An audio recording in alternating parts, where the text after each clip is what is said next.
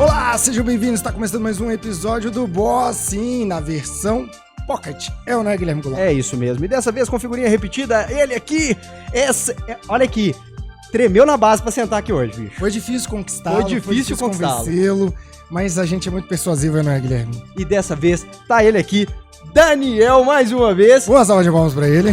Boa tarde, boa tarde, boa tarde.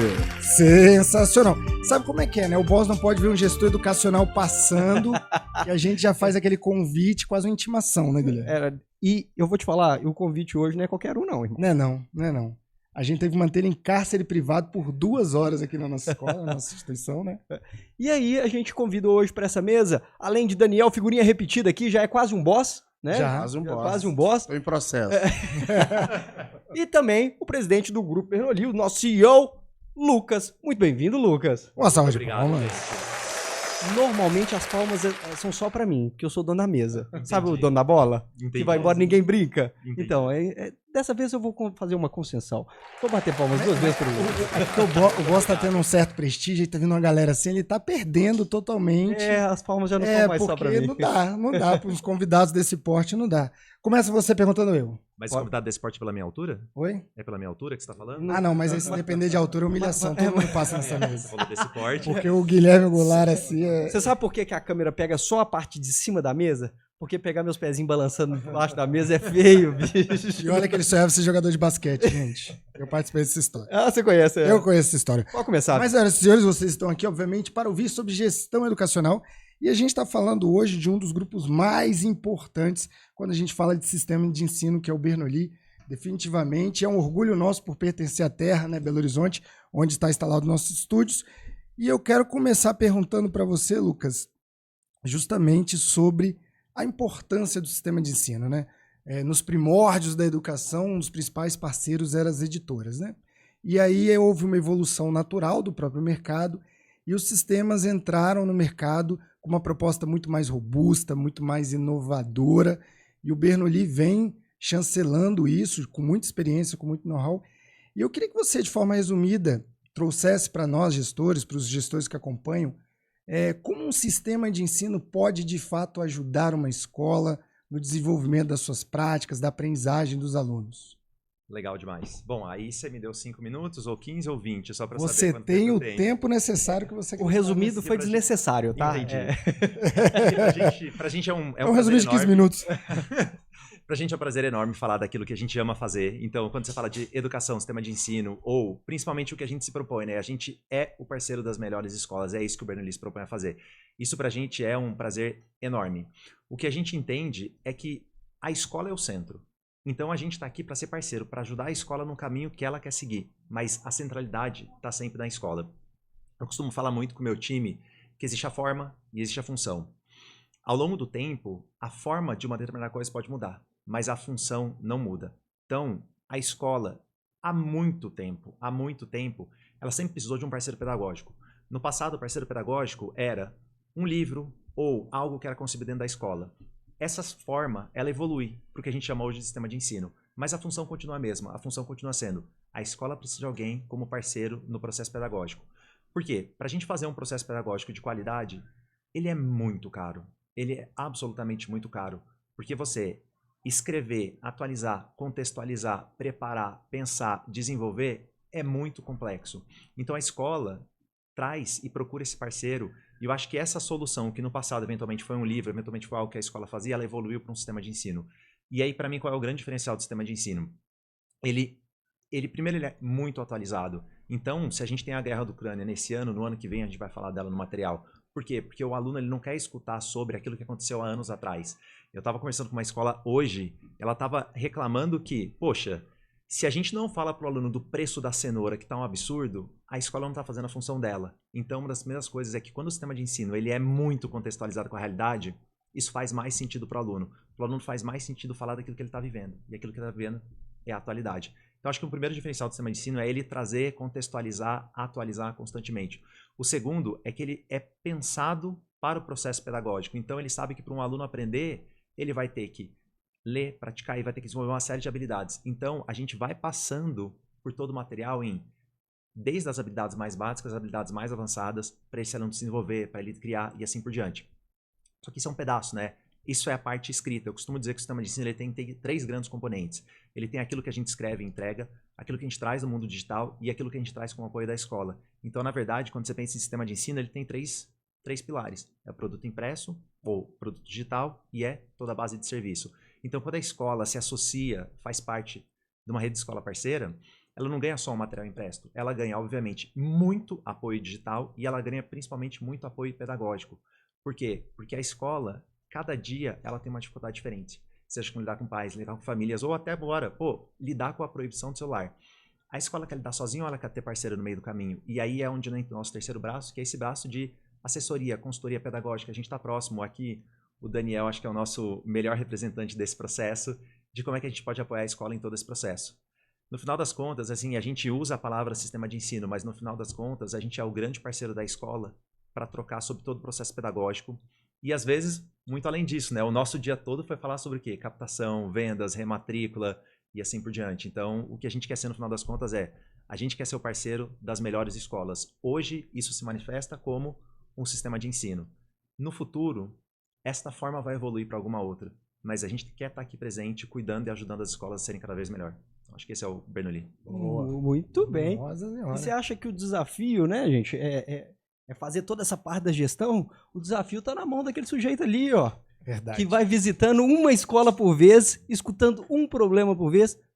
Daniel, como é que é lidar com tanta diversidade, com tantas escolas, com tantas realidades?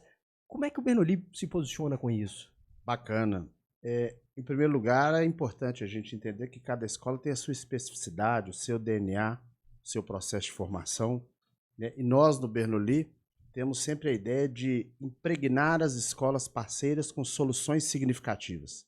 Quando a gente fala de impregnar essas escolas parceiras, a gente está falando do aspecto pedagógico, tecnológico, na parte de gestão, né, como apontamos aí a questão da rematrícula, a questão da capacitação, até de entender a própria região em que essa escola está, quem é o público, né, do que esse público necessita. Né? Então, a ideia é desenvolvermos consultores pedagógicos para escolas certas, para atendimentos certos. Gente, eu posso provar isso porque eu já recebi alguns relatórios do Bernoulli. Lucas, se você não sabe que a sua equipe, ela realmente trabalha muito. Se jura? Juro, por tudo. A gente paga esse cara desde 2018. É a primeira vez que alguém me diz isso. Então, estou muito feliz com isso. Tá registrado, depois eu mando o programa para você. Sabe, mapeamento do cliente? Já fizeram um mapeamento pra gente. Já. Muito bom. Então, fazemos todo um trabalho de geomarketing, né, para poder levantar renda per capita, todo o estudo da localização da escola em relação a onde está esse público, né, como fazer a captação desse público. Isso é o impregnar, né? É mais do que o pedagógico, né? Mais do que o pedagógico. É mais do que o sistema de ensino. E quando a gente fala de gestão, o que é interessante, e aí trazendo de volta esse contexto da parceria, é que hoje as escolas que têm um sistema de ensino de apoio têm todo esse aporte que vem dos assessores, que vem dos treinamentos, tem o Reload, tem vários outros eventos que são promovidos pelo Bernoulli, enquanto parceiro, que ajuda as escolas. Mas também o próprio Bernoulli tem as suas escolas e tem os seus desafios. O Bernoulli está com uma unidade nova e eu queria já trazer também o chão da escola para essa discussão aqui, para a gente entender o seguinte, principalmente, Lucas, você enquanto gestor, o desafio de abrir uma unidade do zero, que não deve ser uma coisa fácil. Eu sei que talvez essa pergunta seja aquela de $1 milhão, mas se você tivesse que enumerar o principal desafio para abrir uma escola, hoje a gente tem vários gestores da educação privada que têm esse sonho de ter uma nova unidade, de lançar uma nova unidade numa determinada área. Qual o desafio você atribui que ele precisa prestar muita atenção para ele conseguir abrir essa nova unidade? E que dica você daria para ele superar esse desafio, tendo aí o Bernoulli sucesso? Você comentou com a gente nos bastidores os números, assim, vocês conseguiram abrir unidades com um número muito substancial já no primeiro ano. Qual é o principal desafio que você diria que é a estratégia para superar esse desafio? Olha, Uma das coisas que eu acho muito legal, a forma como a gente pensa lá no Bernoulli, eu vou chegar na sua pergunta, mas eu vou dar um passinho para trás. O Bernoulli, ele tem sistema de ensino, mas ele tem escolas. E a maioria das pessoas que no caminho teve as duas coisas ao mesmo tempo, acabou desistindo de uma das duas, né? Então, o que a gente tem no mercado é que as pessoas se especializaram. Ou eu faço escola, ou eu faço sistema de ensino. Um pouco do segredo que a gente aprendeu ao longo do tempo a gente está aqui para ser parceiro das escolas. Quando a gente tem escolas próprias, ela tem que, obviamente, ter uma função nesse processo todo. E muito do que o Gu discutiu hoje, a gente ficou muito tempo discutindo, tem a ver com a gente vive a escola. A gente vive o que todos os gestores vivem. Então, a gente tem problema de abrir uma escola, a gente tem problema de concorrente, a gente tem problema de precificação, a gente tem todos os problemas que as escolas vivem, a gente vive também. Então, quando a gente senta para conversar com as escolas, a gente fala daquilo que a gente vive junto. Então, isso é muito legal, porque a gente não fala de uma realidade hipotética, a gente fala puxa, eu estou vivendo o mesmo problema. Você ficou falando assim, né? Quando você entra num processo de expansão, qual é só a maior dificuldade? Eu acho que se eu falar o alvará de construção vai ser sacanagem. Definitivamente. Então, eu acho que eu vou ter que passar aí e falar de uma outra coisa. Não entra nessa área, não. Daqui a pouco ele vai puxar VCB, vai puxar outras coisas que a gente sabe que é difícil. Misericórdia, Tirando os desafios estruturais e legais nesse ponto. Olha, eu acho que o primeiro desafio é você saber onde você vai colocar a sua escola. Se você colocar a escola no lugar errado, gente, não tem solução. Então, acho que a primeira coisa tem que escolher muito bem aonde você vai colocar a sua escola. Uma vez que você escolheu muito bem onde você vai colocar a sua escola, eu acho que o próximo passo e para mim é o grande, onde você deve gastar muita atenção, é o que a gente está falando hoje. É o processo de venda. É o processo de como é que você conta para o seu futuro pai, para o seu futuro aluno, por que você é incrível. Porque, de verdade, as escolas são muito incríveis. A gente estava falando isso no dia de hoje. Às vezes, a gente que é gestor, é dono de uma escola, a gente está aqui o dia inteiro, a gente costuma minimizar a qualidade daquilo que é feito, sabe? E quando vem alguém de fora, olha o que é feito e fala assim, cara, isso é muito incrível. Então, acho que o principal processo que a gente tem que fazer, prestar muita atenção, é que às vezes o nosso dia a dia de olhar para a escola, a gente fala, todo dia eu faço isso, todo dia eu faço isso, todo dia eu conto uma história, todo dia eu venho aqui nesse laboratório, e a gente acha que isso não encanta mais. Só que quando a gente para olhar o que é feito, é incrível, e o pai vai ficar apaixonado. Então eu diria que o desafio é você colocar os olhos, não de quem está todo dia vendo aquela escola, mas quem vai pela primeira vez vai se encantar, e você conseguir trazer esse encantamento para o pai, para ele obviamente querer trazer o filho e poder estudar na sua escola. Então, eu diria que ter um discurso, depois de escolher um bom lugar para colocar a sua escola, é ter um excelente discurso de vendas. Quando eu digo discurso de vendas, não é para você contar aquilo que não existe, mas é para você mostrar para o pai tudo aquilo que existe e que às vezes você vê todo dia, mas o pai não vê. É conseguir mostrar para ele a beleza do que é feito. Então, eu diria que seria um grande ponto. Muito bem. Gente, se você tomou nota disso, você já sabe aí a resposta da pergunta de $1 milhão. Encantar. Guilherme Goulart. Vamos finalizar? Senhoras e senhores, vamos para o final. Então, tô na segunda, terceira eu peço música.